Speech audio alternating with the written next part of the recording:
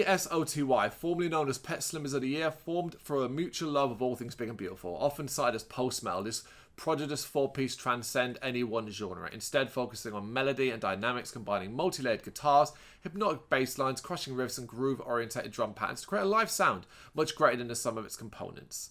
The band started at the end of 2008 in Cambridgeshire after the dissolution of previous musical projects and quickly established their distinctive sound. Releasing their self-titled EP in 2009 through Lost Children, gained the band rave reviews around the online circuit and a healthy underground following. This would lead on to the demand for the second EP and the Skyfall, released in January 2011, also through Lost Children. And this recording was extremely well received, and along with an inclusion of selected tracks on a handful of compilation albums and years of shows to an ever-appreciating audience, the band was beginning to gather momentum. So 2004 saw the band sign with Candlelight Records for the release of their first full-length album, Fragments of Uniforms, to even more critical praise from the heavy metal community. 2019 will now see PSOTY release their new album Sunless on the 13th of September 2019, once again through Candlelight Records. Depth. Sunless has so much depth, it is unreal. Yes, it is true, you can lump PSOTY into the post category, but to do so would be doing this band a disservice. There's so much more, and on Sunless, the scope of their thinking is absolutely spellbinding.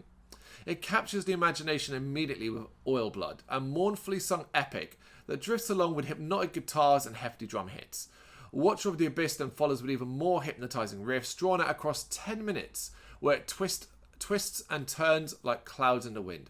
Yes, it's soulful, but it's also surprisingly heavy, getting almost doomy near the end.